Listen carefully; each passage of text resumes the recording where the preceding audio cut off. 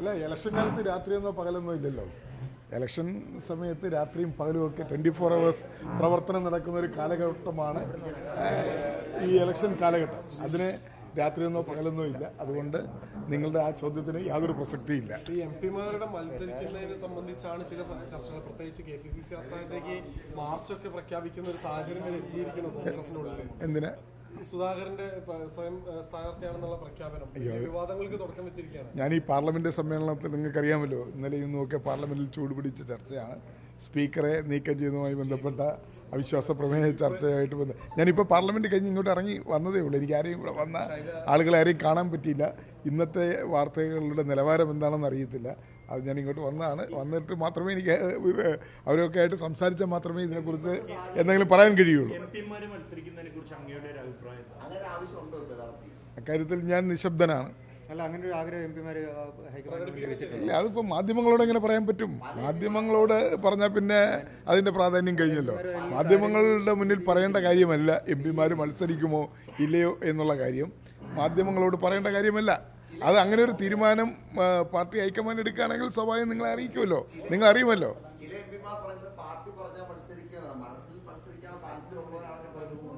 ഇല്ല, ഞാൻ പറഞ്ഞല്ലോ, ഇതെല്ലാം തീരുമാനിക്കേണ്ടത് പാർട്ടി ഹൈക്കമാൻഡ്. നേരത്തെ നിങ്ങൾ ഈ ചോദ്യങ്ങൾ പലവട്ടം എന്നോട് ചോദിച്ചിരുന്നു. അപ്പോഴും ഞാൻ വളരെ വ്യക്തമായി പറഞ്ഞതാണ്, പാർട്ടിയാണ് തീരുമാനം എടുക്കേണ്ടത്. പാർട്ടി എടുക്കുന്ന തീരുമാനമാണ് ഞങ്ങളുടെ തീരുമാനം. അപ്പോൾ അതുകൊണ്ട് മത്സരിക്കുമോ ഇല്ലയോ എന്ന് എന്നോട് ചോദിച്ചാൽ എനിക്കതിന് വ്യക്തമായ ഉത്തരം തരാൻ കഴിയില്ല. പാർട്ടി പറയണ്ടേ?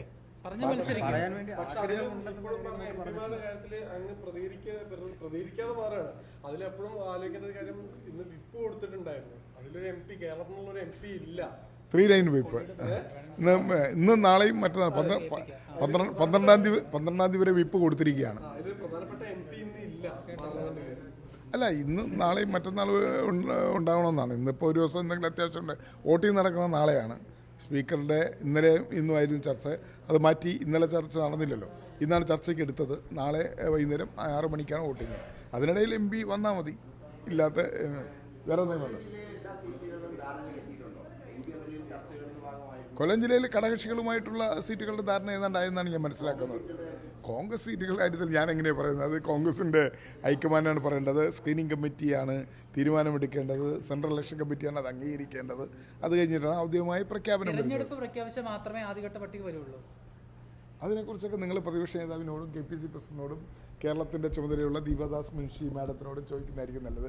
ഞാൻ അക്കാര്യത്തിൽ മറുപടി പറയാൻ, ആധികാരികമായി മറുപടി പറയാൻ എനിക്ക് കഴിയില്ല.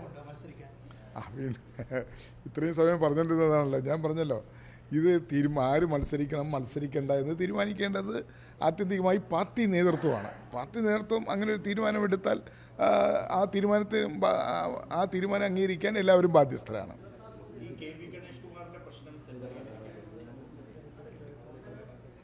അല്ല, അത് എങ്ങനെയാ?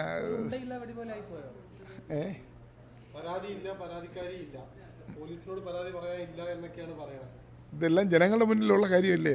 അതൊക്കെ എന്താണ് സംഭവിച്ചതെന്നും എങ്ങനെയാണ് അത് എങ്ങനെയാണ് അവസാനിച്ചത് എന്നതിനെ സംബന്ധിച്ച എല്ലാ കാര്യങ്ങളും നിങ്ങൾ മാധ്യമങ്ങൾ തന്നെ റിപ്പോർട്ട് ചെയ്തു.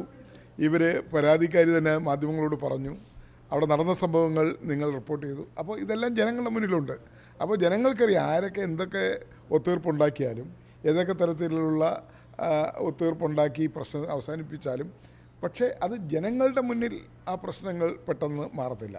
ജനങ്ങളുടെ മുന്നിൽ അത് ഉണ്ട് എന്നുള്ള കാര്യത്തിൽ സംശയമില്ല. അതുകൊണ്ട് മാധ്യമങ്ങളിലൂടെ ജനങ്ങൾ അറിഞ്ഞ കാര്യവും ഗണേഷ് കുമാറിൻ്റെ ഭാര്യ പറഞ്ഞ കാര്യങ്ങളും അവസാനം ഒത്തുതീർപ്പ് ആയ കാര്യങ്ങളെല്ലാം ജനങ്ങളുടെ മുന്നിലുണ്ട്. പത്തനാപുരത്തെ ജനങ്ങളുടെ മുന്നിലുണ്ട്, കേരളത്തിലെ ജനങ്ങളുടെ മുന്നിലുണ്ട്. അപ്പോൾ അതനുസരിച്ച് കാര്യങ്ങൾ തീരുമാനിക്കാനുള്ള വിവേകം കേരളത്തിലെ ജനങ്ങൾക്കുണ്ട്, പത്തനാപുരത്തെ ജനങ്ങൾക്കുണ്ട്. അല്ല, ഞാൻ പറഞ്ഞല്ലോ, ഞങ്ങളുടെ സംബന്ധിച്ച് കാരണം ഇത് മന്ത്രി രാജിവെക്കുന്നതിനെക്കുറിച്ച് ഞങ്ങൾ അഭിപ്രായം പറഞ്ഞിട്ടുണ്ട്. ഞങ്ങളുടെ നേതാക്കന്മാരെ അഭിപ്രായം പറഞ്ഞിട്ടുണ്ട്. അത് തീർച്ചയായും ഇപ്പോൾ അതെല്ലാം ഒത്തുതീർപ്പാക്കിയിരിക്കുകയാണ്. അപ്പോൾ ഇനി എന്തായാലും മന്ത്രി രാജിവെക്കില്ല എന്നുള്ളതാണ്. പക്ഷേ ഇനി ജനകീയ കോടതിയിലാണ് ഇതിനെ സംബന്ധിച്ച ഒരു തീരുമാനം വരേണ്ടത്. അതിപ്പോൾ നിയമസഭാ തെരഞ്ഞെടുപ്പാണ്.